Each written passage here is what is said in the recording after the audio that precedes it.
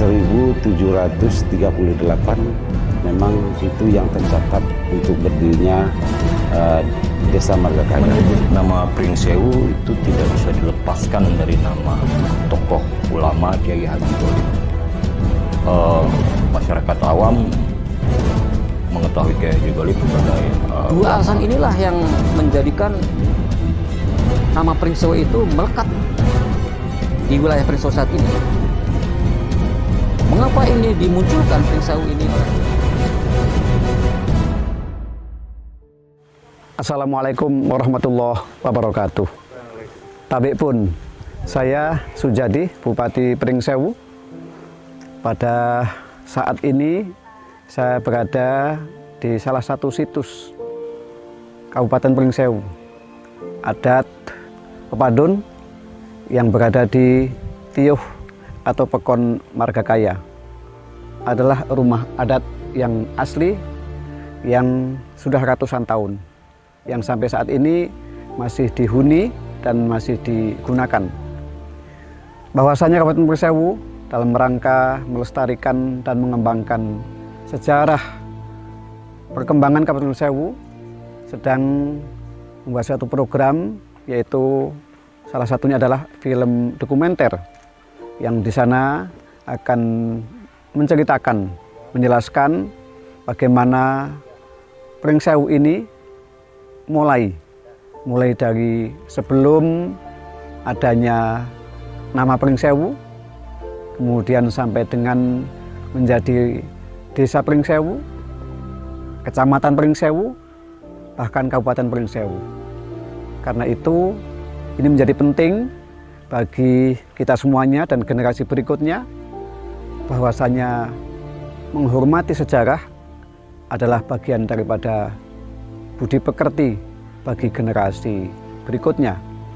Karena itu segala informasi kita himpun, kemudian kita susun, dan itu akan menjadi bahan penelitian, bahan pengembangan, bahkan pembangunan Kabupaten Pringsewu, yang kita akan menjadi kabupaten dan kota yang mungkin saja bisa bertaraf internasional, maju sedemikian rupa, tetapi adat dan tata krama yang merupakan inti daripada berdirinya Kabupaten Pringsewu adalah justru menjadi fondasi, sehingga sesuai dengan apa yang menjadi arahan para ulama, al-muhafadzah alal qadimis shalih wal akhdhu bil jadidil aslah, memelihara nilai-nilai lama yang bagus dan kita mengambil bahkan mewujudkan nilai-nilai baru yang lebih baik lagi.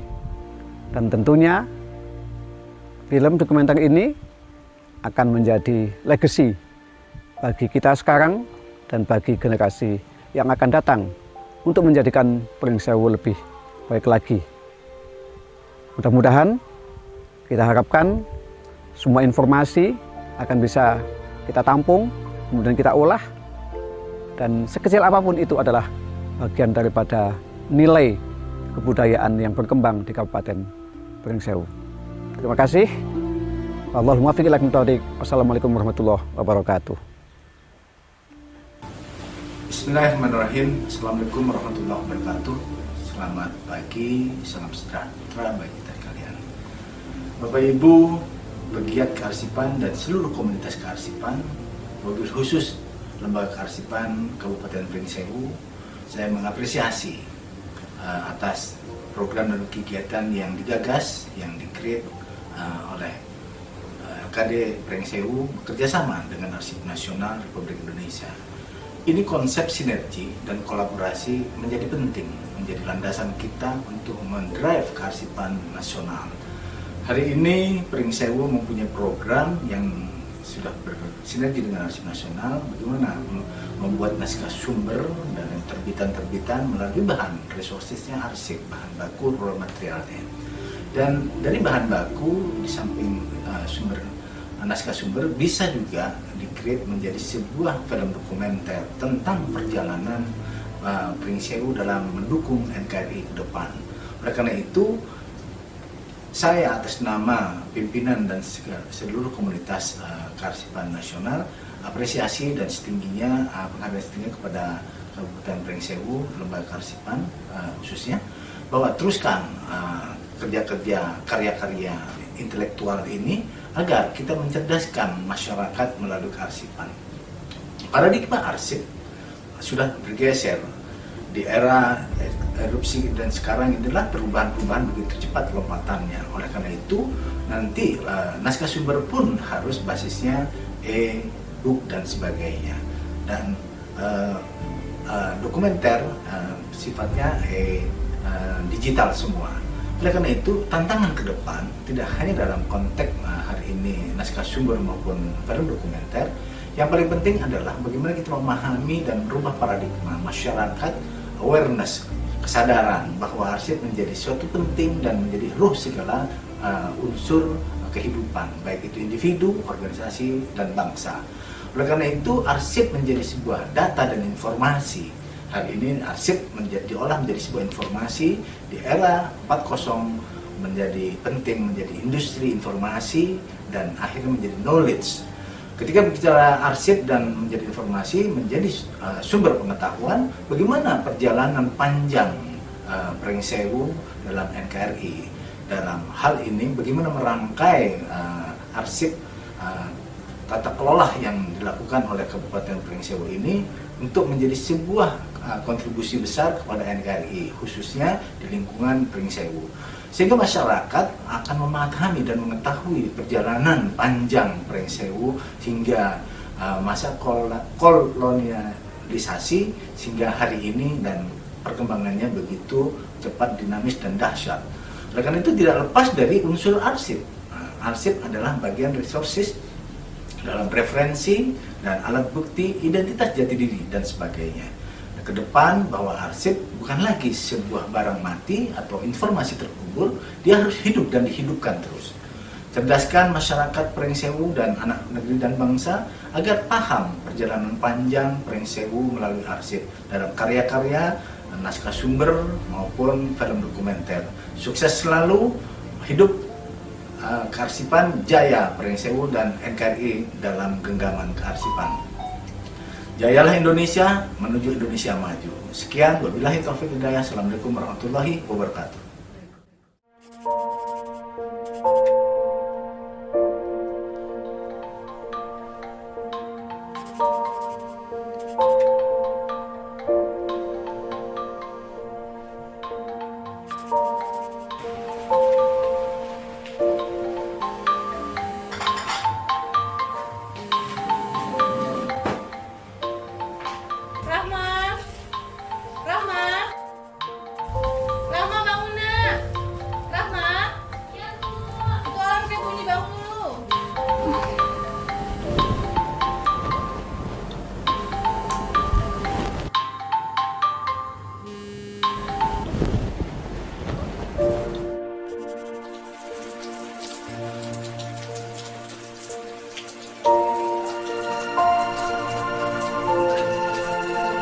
Rahma. Umurku 20 tahun. Aku tinggal bersama ayah dan ibuku. Keluargaku adalah transmigrasi dari Pulau Jawa. Nenek moyang kami tinggal di Lampung sejak tahun 1906 hingga sekarang. Di tahun ini, anak-anak muda seperti aku disebut generasi milenial. Ya, generasi yang lahir pada tahun 2000.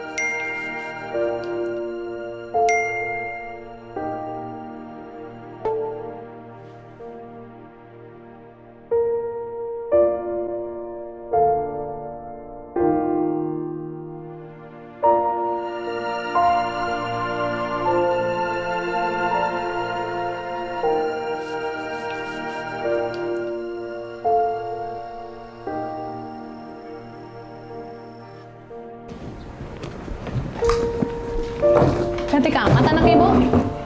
Iya bu, aku hari ini mau ke perpustakaan ya. Sama siapa nak? Sama si Arya bu. Oh iya, ibu hari ini mau kemana? Di rumah aja. Katanya ada janji sama tante, nggak jadi? Gak jadi, anak tante sakit. Nih sarapan dulu. Oke, makasih bu.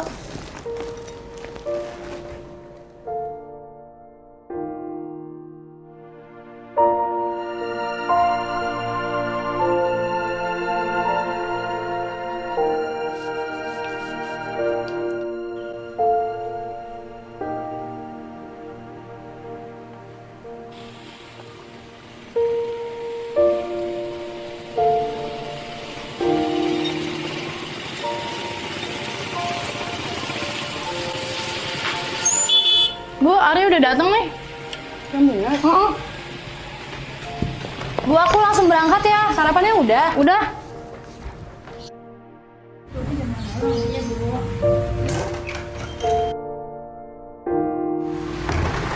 Assalamualaikum Bu. Waalaikumsalam Arya.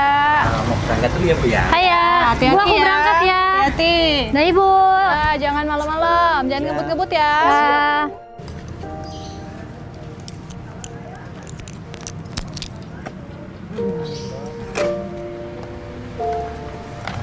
Ayo.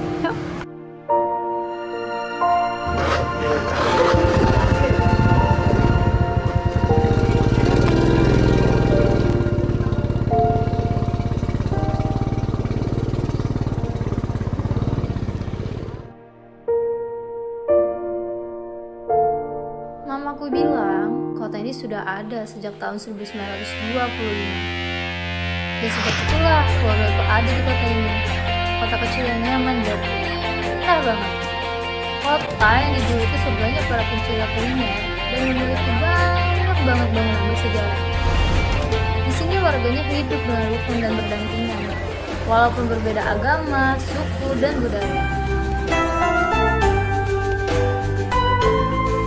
Oh iya, dia Arya temanku. Kali ini kita mau ke perpustakaan daerah. Aku ingin tahu awal mula adanya kota ini dan bagaimana sejarah panjang dari serpihan surga yang aku tinggali saat ini.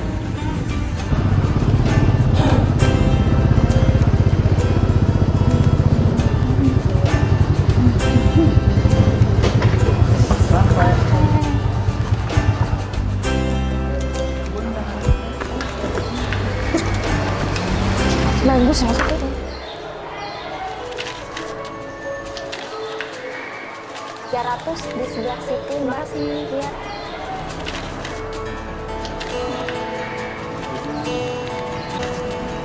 Bagus nih.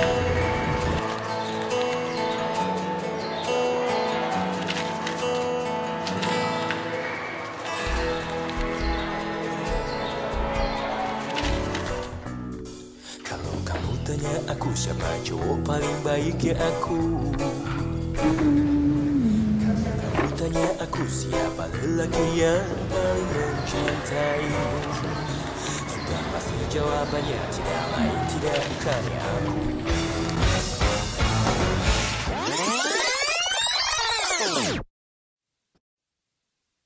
Mengenai struktur daerah Pringsewu, sampai saat ini masih menarik untuk digali guna mencari di mana pertama kali asal Pringsewu secara tekstual. Sebagian masyarakat Lampung mengetahui Pringsewu berasal dari kata bambu seribu. Akan tetapi lebih jauh penelusuran di berbagai arsip zaman dahulu yang berada di negeri Belanda seperti koran dan buku-buku lama terkait penjelasan tentang ensiklopedi tahun 1921 memuat nama-nama daerah di seluruh Indonesia. Bahkan nama-nama kampung pun tercantum pada arsip yang ada. Namun tidak ditemukan kata Pringsewu.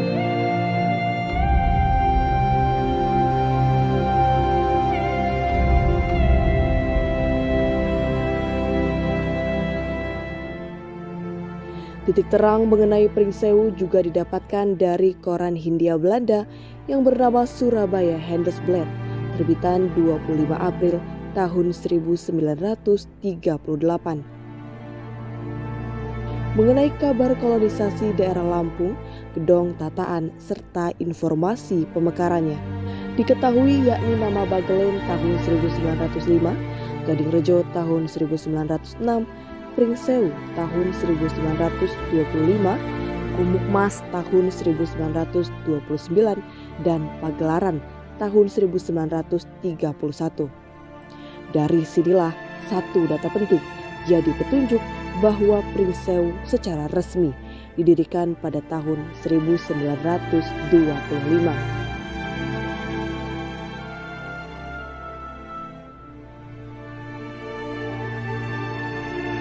Semenjak 1738 memang itu yang tercatat untuk berdirinya Desa Margakaya.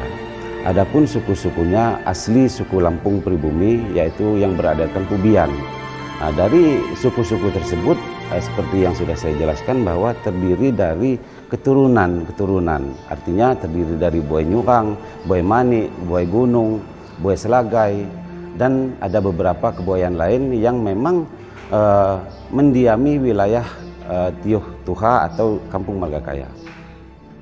Kami pribumi dengan pendatang di waktu itu, mungkin sampai sekarang pun masih terlihat ya kerukunan kami, dikarenakan kami masalah adat, kami berdiri dengan adat kami, mereka pun yang melaksanakan dengan adat mereka.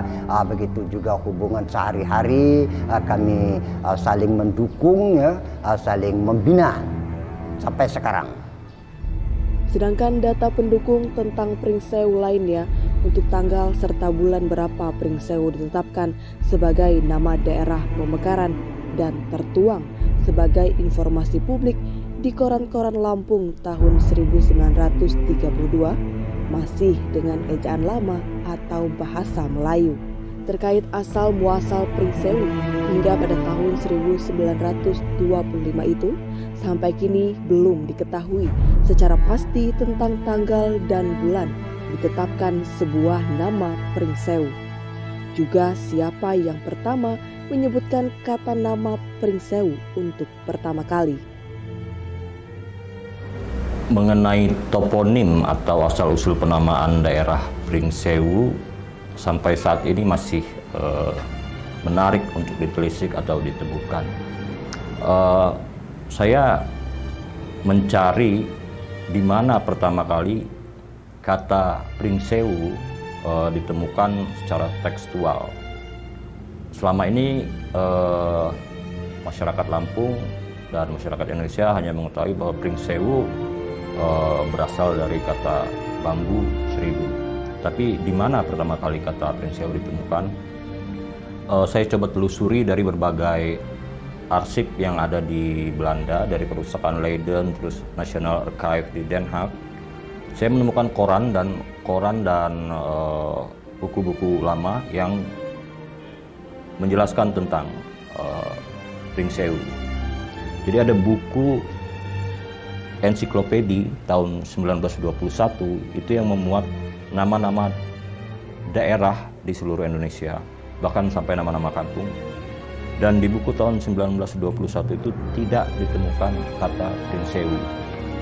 Kemudian arsip lain yang saya cari adalah koran.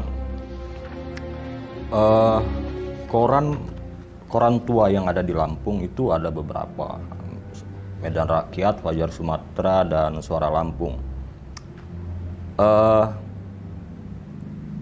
Hasil penelusuran saya, kata Pringsewu pertama kali muncul itu di tahun 1932. Kata Pringsewu itu dimuat di edisi 12 April 1932. Pertanyaannya, apakah tahun 1932 itu pertama kali kata Pringsewu ditemukan secara teks? Ternyata tidak. Nah, ada petunjuk lain. Ini koran di Hindia Belanda, Surabaya Handelsblad, edisi 25 April tahun 1938. Di situ ada petunjuk mengenai kapan pemekaran kolonisasi Gedong Tataan. Di situ ada Baglen 1905, ini sudah banyak diketahui tentang kolonisasi. Kemudian Gading Rejo itu tahun 1906, Pringsewu tahun 1925, Gumuk Mas tahun 1929, dan Pagelaran tahun 1931. Dari situ, ini baru satu data penting tentang kapan pertama kali Pringsewu dibentuk. Jadi ada satu petunjuk bahwa Pringsewu itu secara resmi didirikan tahun 1925. Data ini tentu harus dicarikan data pendukung lainnya. Misalnya kapan tanggal dan bulan peresmian Pringsewu itu sendiri, siapa yang meresmikan, terus apa latar belakang pemekaran daerah-daerah yang disebut tadi. Ada yang menarik di koran Suara Lampung edisi 1932 itu, koran itu ditulis dalam bahasa Melayu karena Indonesia belum merdeka pada waktu itu, jadi saya sebut dengan bahasa Melayu. Kata Pring Sewu ditulis dengan ejaan lama itu, Prieng Sewu. Prieng Sewu. Oh, jadi dia pakai OE itu. Isi beritanya juga menarik tentang seorang pengusaha Cina yang membuka gudang beras di Pring Sewu. Nama pengusaha Cina itu Lim Giokeng. Lim Giokeng ini nanti ada kaitannya juga dengan dunia usaha Kiai Haji Golib. Saya berasumsi kuat bahwa ada hubungan kerjasama antara Kiai Haji Golib dengan Lim Giokeng. Pring Sewu erat diasumsikan memiliki hubungan dengan kiprah sosok Kiai Haji Golib pada masa itu. Menyebut nama Pring Sewu itu tidak bisa dilepaskan dari nama tokoh ulama Kiai Haji Golib. Masyarakat awam mengetahui Kiai Haji Golib sebagai ulama ya. Tapi menurut saya Kiai Haji Golib itu paket lengkap gitu. Selain ulama, dia juga tokoh pendidikan, tokoh kesehatan, tokoh pemberdayaan ekonomi masyarakat, juga tokoh persaudaraan antar umat beragama. Itu banyak yang belum diketahui oleh masyarakat tentang kiprah Kiai Haji Golib.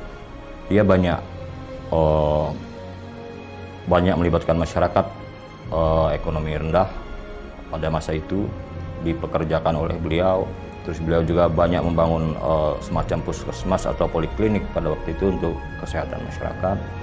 Terus dia juga dalam dunia pendidikan, dia membangun pesantren-pesantren itu untuk banyak anak-anak pada masa itu, dan semua gratis itu menjadi santri di tempat beliau.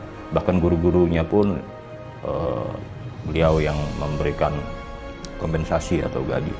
Jadi menurut saya Kiai Haji Golib itu paket lengkap, dan beliau sudah layak itu sebenarnya diajukan sebagai pahlawan nasional dari Lampung. Seperti kita ketahui, pemerintah Belanda waktu itu mempunyai program etis karena merasa berutang budi dengan rakyat Indonesia.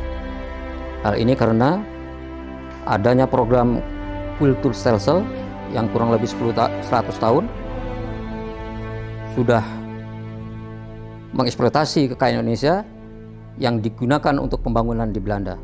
Sekitar 31% pembangunan di Belanda itu dari situ. Oleh karena itu, para intelektual di Belanda waktu itu mengkritisi pemerintah Belanda agar Belanda memberikan kontribusi ya kepada pribumi Indonesia. Salah satu program kontribusi yang diusulkan oleh para intelektual waktu itu adalah migrasi atau kolonisasi. Kutipan sejarah Pring Sewu pada mulanya adalah sebuah perkampungan atau tiuh bernama Margakaya pada tahun 1738 yang dihuni masyarakat pribumi Lampung Bubian. Mereka berada di bantaran Sungai Waitebu, saat ini berjarak 4 km dari pusat kota Pring Sewu menuju arah selatan. Waktu berlalu, 187 tahun kemudian, sebelumnya didahului dengan adanya kelompok masyarakat dari Kepulauan Jawa dan juga sebagian berasal dari para kolonis desa Bagelen, Gedong, Tataan.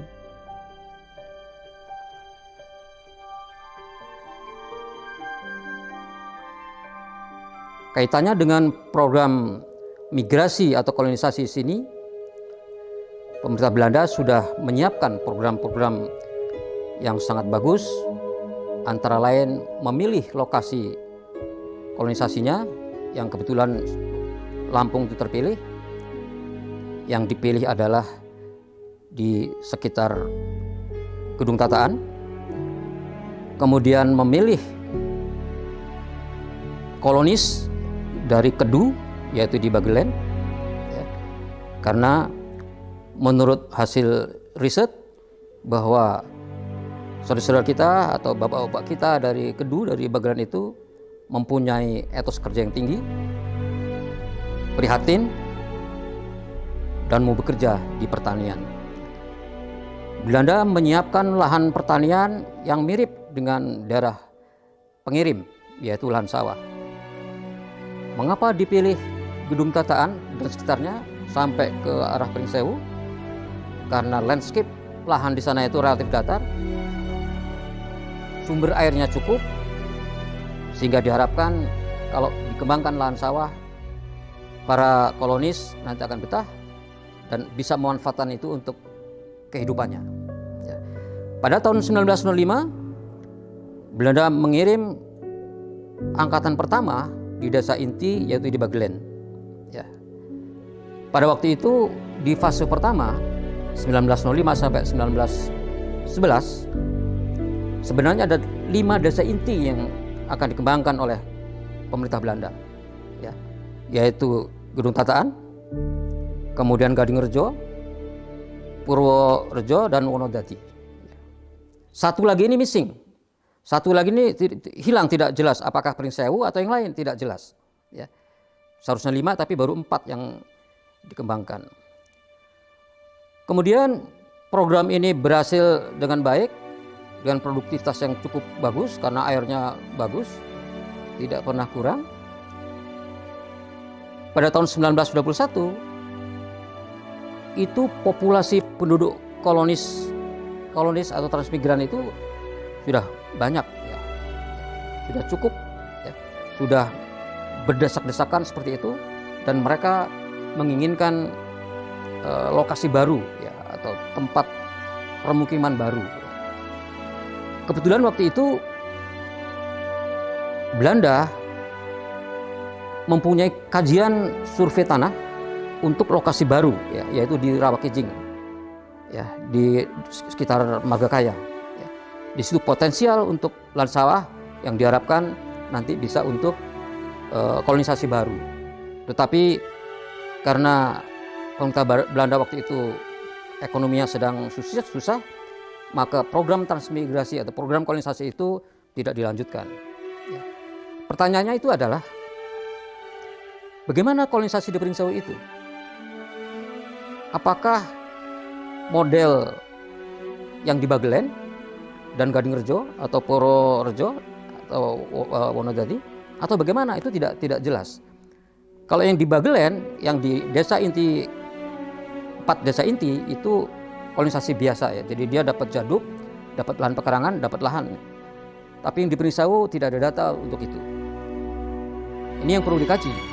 Tapi dari informasi-informasi yang diperoleh, walaupun ini perlu kajian khusus, bahwa karena kepadatan penduduk yang sudah tinggi, ya, di wilayah desa inti 1, 2, 3, 4, mereka perlu lahan baru, dan kemungkinan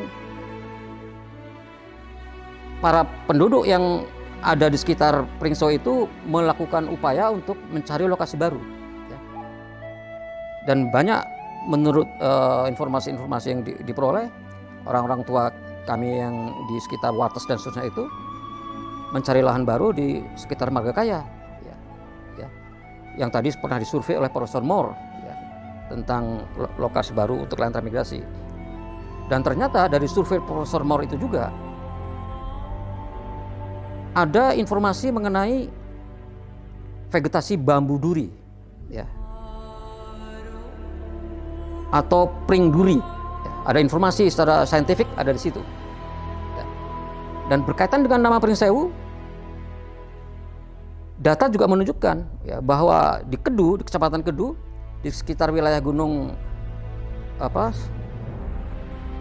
Sindoro, itu ada nama Pringsewu juga.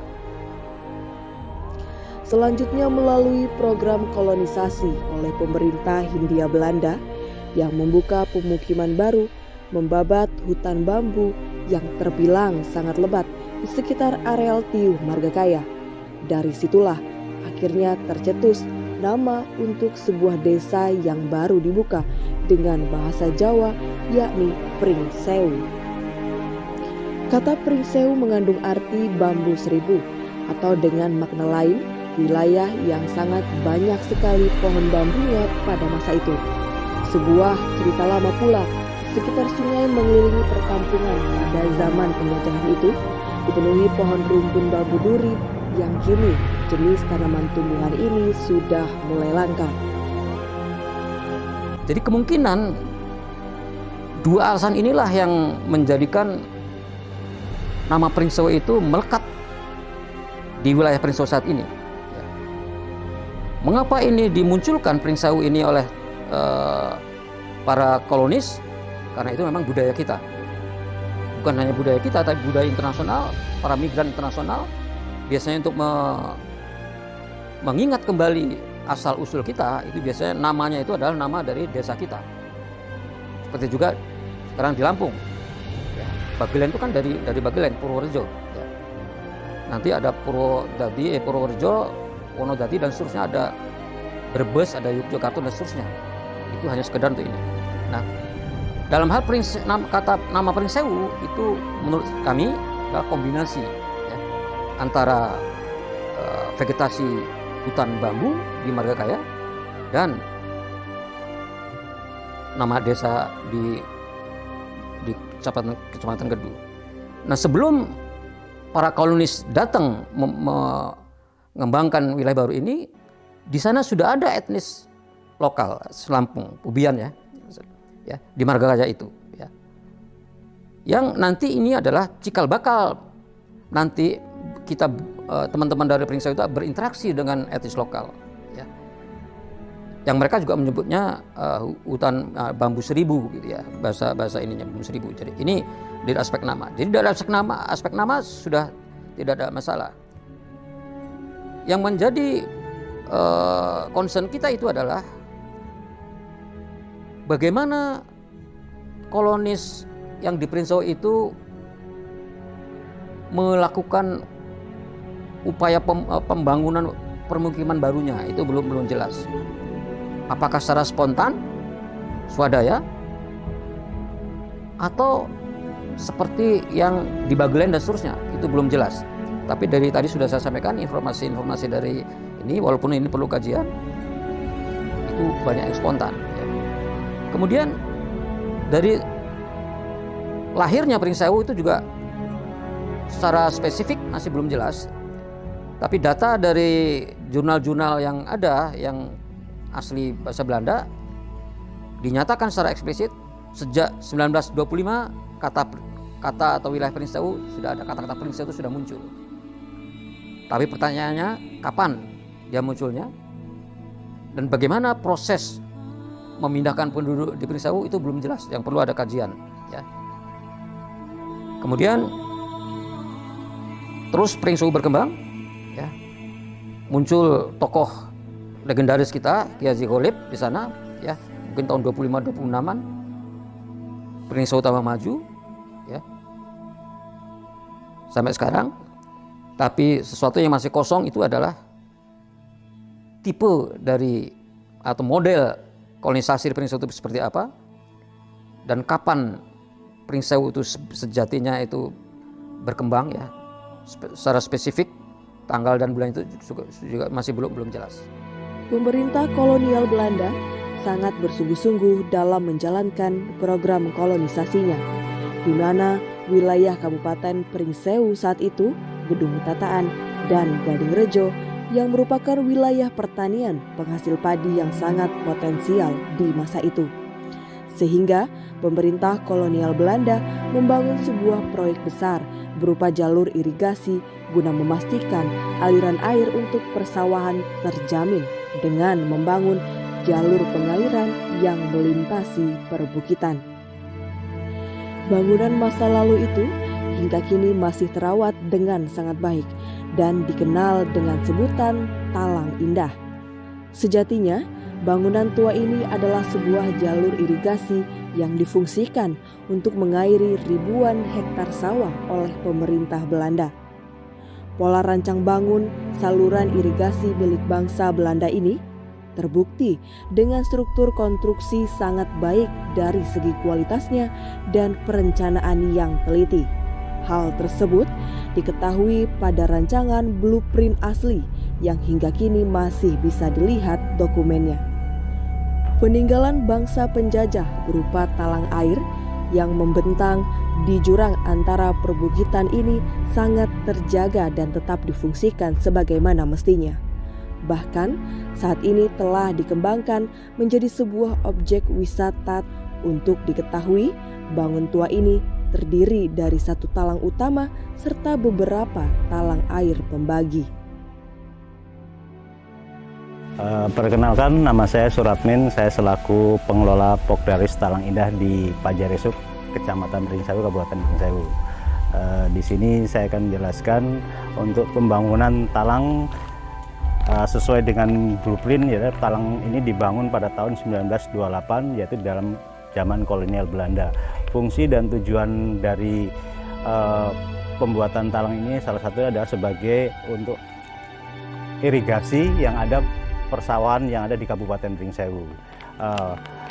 Sampai dengan saat ini talang ini masih berfungsi sebagai irigasi yang ada di Kabupaten Pringsewu ini, berarti persawahan yang kurang lebih mungkin dulu hampir sekitar 5.000 hektar lah. Tapi sekarang sudah banyak beralih fungsi sehingganya sudah berkurang. Dan sampai saat ini kondisi talang ini masih tetap kokoh, tetap bagus, tidak ada tetap tidak ada alih fungsi, tetap digunakan sebagai tempat alih irigasi. Dan pada tanggal 27 Desember 2015 kami Pokdaris Talang Indah membuat talang ini sebagai tempat wisata yang tujuannya kita juga karena ini ada nilai edukasinya atau nilai sejarahnya, maka kami buat tempat wisata atau destinasi wisata ini sebagai di samping tempat wisata edukasi dan juga untuk tempat hiburan masyarakat di sekitar Kabupaten Pringsewu. Dan alhamdulillah sampai sekarang Talang Indah kita namakan adalah Talang Indah. Talang Indah ini totalnya ada 5 buah atau 5 buah lah, diantaranya daerah Ganjaran, Bumiayu, Bumiarum, dan Pajaresuk. Talang ini fungsinya adalah sebagai tempat irigasi yang mengaliri luas baku persawahan di Kecamatan Pagelaran dan Kecamatan Pringsewu, totalnya 2.150 hektar. Dalam masa perkembangan masyarakat dan agama Katolik di daerah Pringsewu, pada masa kolonialisasi tidak lepas dari sosok Pastur Hermeling. Hermeling adalah seorang misionaris yang sangat gigih dalam penyebaran agama Katolik di masa kolonisasi. Masa-masa misionaris saat itu merupakan zaman yang sulit bagi kaum kolonis di wilayah Pringsewu.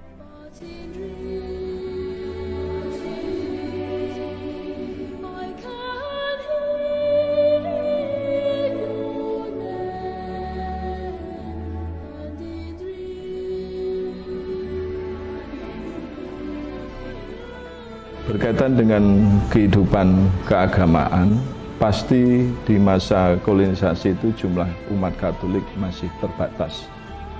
Dan imamnya juga terbatas saat itu. Di tahun 1932,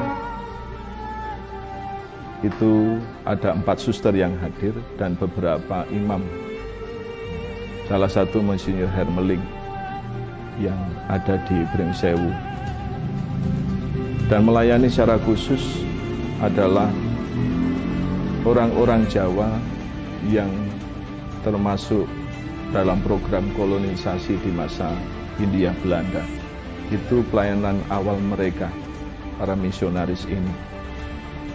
Mereka berkunjung ke tempat umat untuk pengajaran dan juga mengajak dari Jawa orang-orang yang bisa mendidik, yang bisa mengajar, terlebih dengan dibukanya SD, tempat pendidikan awal di Pringsewu, maka dihadirkan beberapa dari Jawa guru-guru untuk terlibat dalam pendidikan di sekolah maupun juga dalam pendidikan iman Katolik di masa itu.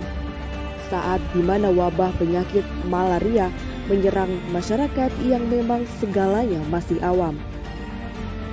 Dan keberadaan Pastur Hermeling masuk daerah Pringsewu inilah banyak membangun fasilitas baru seperti gereja untuk peribadatan, klinik untuk kesehatan masyarakat, dan bangunan sekolah guna kepentingan pendidikan di masa itu. Menurut cerita dari para suster pendahulu kami dan menurut catatan dari para suster misionaris pertama, keempat suster itu suster misionaris.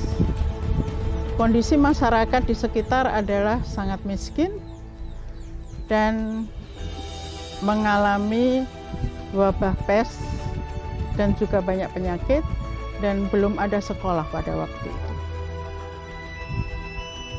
Rumah-rumah juga masih sangat sederhana. Berhadapan dengan situasi masyarakat seperti itu, sesuai dengan tujuan mereka datang ke sini adalah untuk membantu masyarakat di sekitar, maka para suster datang pada tanggal 4 Juni, kemudian tanggal 4 Juni 1932, dan hari berikutnya sudah membuka pos untuk anak-anak untuk memberi pengobatan. Kemudian dari pendidikan, para suster juga kemudian membuka sekolah yang dinamakan Sin Beda School pada tahun 1932. Pelayanan kesehatan mula-mula dilayani di depan rumah. Kemudian ketika banyak yang datang, lalu ada satu tempat tertentu yang lokasinya kurang lebih di bekas rumah sakit yang sekarang. Lalu untuk pelayanan pendidikan, terutama mengutamakan cara-cara memelihara kebersihan, kemudian membaca, menulis, berhitung, lalu juga budi pekerti pada awalnya. Kemudian karena muridnya tambah banyak, lalu didirikanlah sekolah. Ketika para suster datang, sudah ada bangunan ya yang didirikan oleh para romo. Bangunan itu yang ada di belakang kita terdiri dari rumah induk, kemudian gereja kecil, lalu sekolahan. Di dalam gereja itu seperti gereja yang sekarang itu dibangun 3 tahap. Yang pertama tahun 32, kemudian bagian tengah itu sekitar tahun 57-60, kemudian bagian sayap dan yang sekarang ada loncengnya itu baru dipakai pada tahun 1962.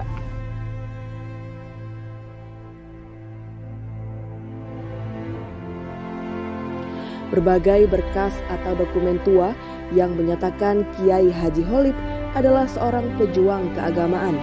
Jiwa kemanusiaannya yang begitu tinggi dan kiprahnya pada bumi Pringsewu pada masa itu benar-benar ingin memajukan bangsa dan terlepas dari penjajah. Terbukti, kiprahnya mendirikan sekolah dan santri tak membayar apapun, klinik perobatan gratis, dan menghidupi orang tak mampu dari pabrik tapioka untuk bekerja. Sisi lain dari sosok Kiai Haji Holib ini yang selalu bertentangan dengan pemerintah Belanda kala itu, sehingga Kiai yang satu ini menjadi buruan Belanda yang harus ditumpas. Dan mengapa tentara Belanda terusik atas kiprah Kiai Haji Holib? Ternyata dari cerita orang terdekat beliau, jika Kiai Haji Holib adalah pimpinan jihad Hizbullah yang membawahi lebih dari 100 orang kiai semasa zaman penjajahan itu. Hingga berakhir kisahnya pada tahun 1949 ketika agresi militer Belanda II, Kiai Haji Holib tertangkap dan tewas di tangan penjajah Belanda. Kiai Haji Holib bin Kiai Rohani berasal dari Mojo Santren Krian, Jawa Timur. Masa kecil beliau adalah seorang santri. Setelah selesai mengaji di kampung dengan Kiai Ali, kemudian beliau melanjutkan di Pondok Pesantren Kiai Hasyim Asy'ari Tebu Ireng, kemudian juga menyam pendidikan pondok pesantren di Batu Kolil, Bangkalan, beliau diizinkan oleh Kiai kemudian menyusuri Jawa dan berjumpa dengan Mbah Nyai Syaiyah, seorang juragan batik dari Pekalongan. Setelah beliau berjumpa dengan Mbah Nyai Syaiyah, seorang juragan batik dari Pekalongan, kemudian beliau seorang yang bermodal kaya, kemudian bersama-sama berjuang dengan Mbah Kiai Holib. Beliau berjalan menuju Banjarmasin, Kalimantan, kemudian berpindah lagi berjuang ke daerah Sumatera Selatan di Palembang dan Gingsang, kemudian pindah lagi ke daerah Deli Serdang, Medan, kemudian barulah beliau berpindah ke Singapura, di mana beliau mengamalkan ilmu dan utlubul ilma wal bisin, menuntut ilmu ekonomi di negeri Cina, Singapura. Nah, kemudian pindah lagi ke daerah Johor Bahru di Malaysia. Setelah itu beliau singkatnya bertemu dengan Mbah Yai Anwar dari Pagelaran, kemudian menceritakan bahwa di Pringsewu menginformasikan ada transmigrasi dari Jawa, terutama dari Lampung Selatan. Kemudian beliau mengatakan bahwa ada transmigrasi dari Jawa, tapi sudah diikuti oleh misionaris atau kolonisasi. Seperti mendirikan pesantren, klinik berobat bagi masyarakat yang perlu perawatan bidang kesehatan, dan yang lebih heroik dilakukan Haji Holib, yakni beliau menggratiskan segala biaya untuk pendidikan agama dan perobatan bagi masyarakat Pringsewu di zaman penjajahan Belanda kala itu. Haji Holib juga kerap membantu sesama seperti mempekerjakan masyarakat miskin pada jenis bidang usaha yang ia miliki. Betapa sosok Kiai Haji Holib itu sebagai pimpinan, komandan yang secara psikologis memberi penguatan pada para tokoh yang ada di Lampung. Jadi ada 100 tokoh yang dikumpulkan oleh Kiai Holib masa itu di rumah ini, di panggung, dulu ada pangrong di situ, untuk bersama-sama memikirkan langkah apa yang akan dilakukan dalam melawan Belanda. Jadi kesepakatan itu diberi penguatan oleh Kiai Haji Holib dengan satu kalimat. Kalau mati itu syahid, kata beliau. Menang, merdeka itu bahagia, tinggal pilih. Artinya beliau memberi kekuatan pada pasukan Laskar Hizbullah untuk melawan Belanda demi dua kata kunci itu. Kiai Holib dengan strategi peperangan yang cukup handal kalau saya katakan, karena saya baca, beliau membagi kelompok-kelompok yang harus berangkat ke Martapura dan juga yang harus tetap berjaga. Nah, jadi ketika berangkat ke Martapura, itu termasuk orang tua kami, Kiai Haji Abdul Fattah, itu melawan Belanda di Martapura dengan bendera pejuang Hizbullah. Lalu ada tokoh yang tidak kembali, itu Haji Hanafiah. Nah, itulah betapa Kiai Holib itu memberi penguatan kepada kelompok untuk melawan Belanda, baik dari sisi materi dan dari sisi kejiwaan. Tampak tadi disebutkan oleh Cak Haji Samsul, Kiai Holib juga sosok negarawan, orang yang bisa bergaul yang tidak membedakan beragama apa. Contoh Romo Hermeling, kami selalu terngiang-ngiang pelajaran itu, bahwa sesama manusia itu harus saling menghormati. Nah, kami sekarang sebagai cucunya yang mendapat warisan perjuangan. Kami selalu mengatakan, kami ini diwarisi perjuangan, bukan diwarisi harta. Apa perjuangan? Lingkungan ini masih bernama pesantren Kyai Kholib. Bisa dilihat bahwa pesantren secara tradisional memang tidak ada lagi, tapi pendidikan masih kami jaga.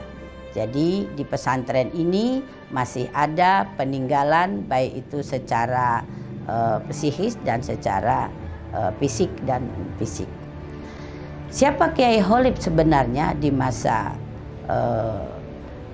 peperangan itu adalah komandan. Kalau disebutkan oleh Mayor Herni itu adalah komandan. Itu komandan Hizbullah.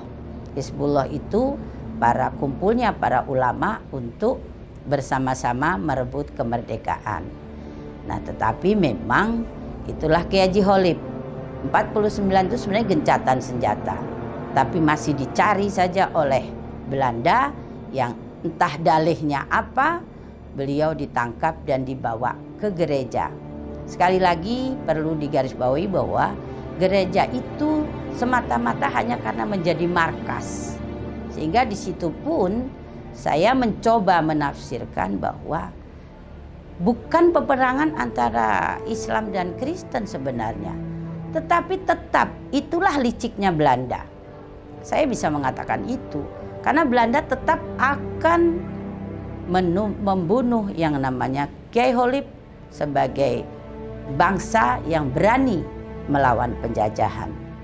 Dan alhamdulillah itu menurun pada kami yang masih sampai saat ini mempertahankan pesantren Kyai Haji Kholib dengan cara dan kekuatan yang ada sekarang, sehingga nanti bisa dilihat oleh kita semua masih ada peninggalan baik itu sejarah materi, rumah yang memang tidak diubah, ada masjid, ada makam dan sebagainya.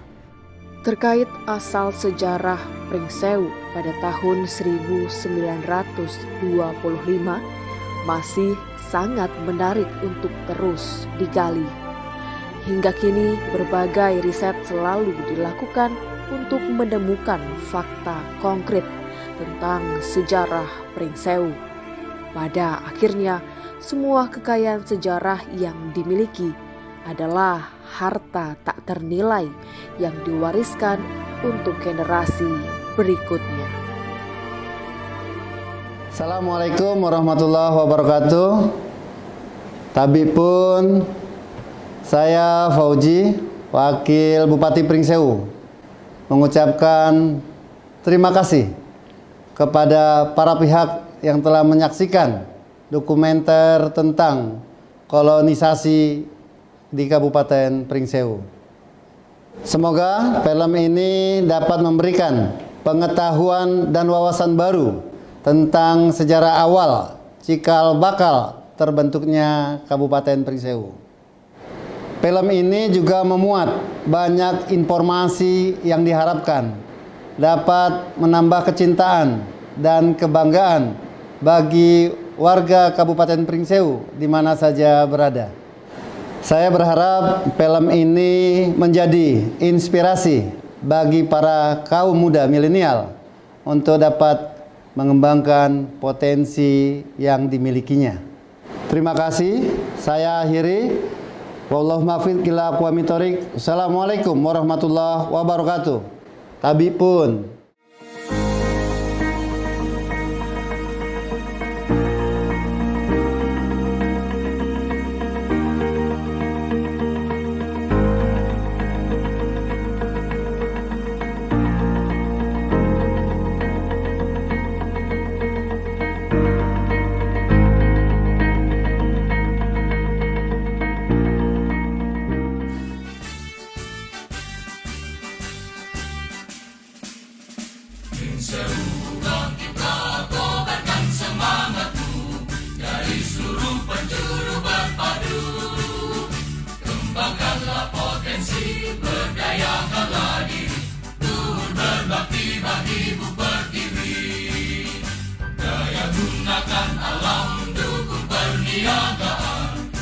Alam dan kebudayaan mampu berteknologi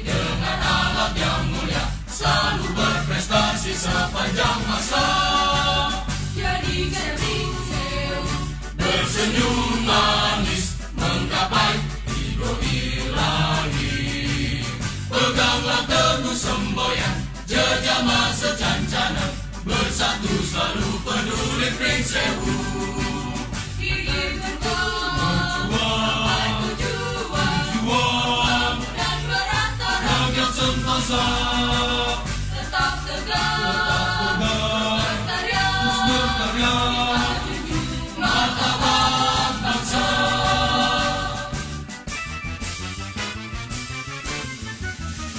Pringsewu bangkitlah kobarkan semangatmu dari seluruh penjuru berpadu.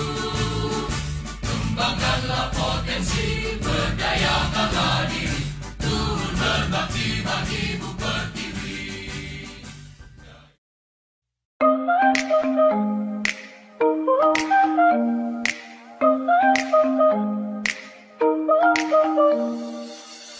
Trying to forget you, I'm all alone in a ghost town. There's a beautiful madness inside my soul, and I can't stop thinking of you. Walking on the lonely avenue. Are you, are you, are you? My love so wild, please give me a sign. My love so wild, please give me, baby. My love so wild, please give me a sign. My love so wild, please give me a sign.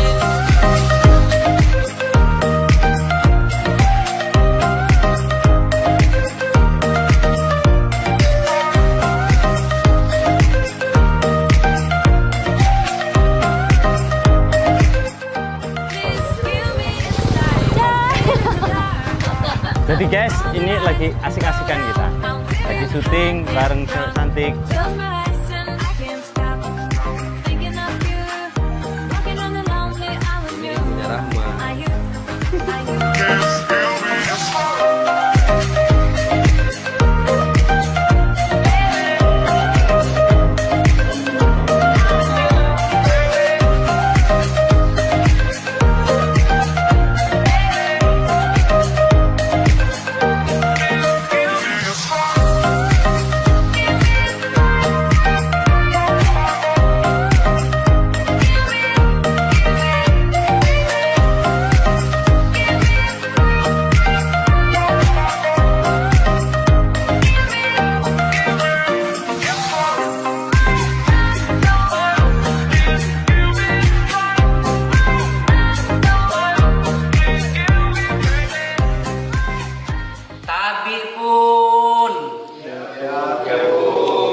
Sultan Pembina Marga kunjungan ke rumah adat, acungkan dua jempol, doakan sehat selamat.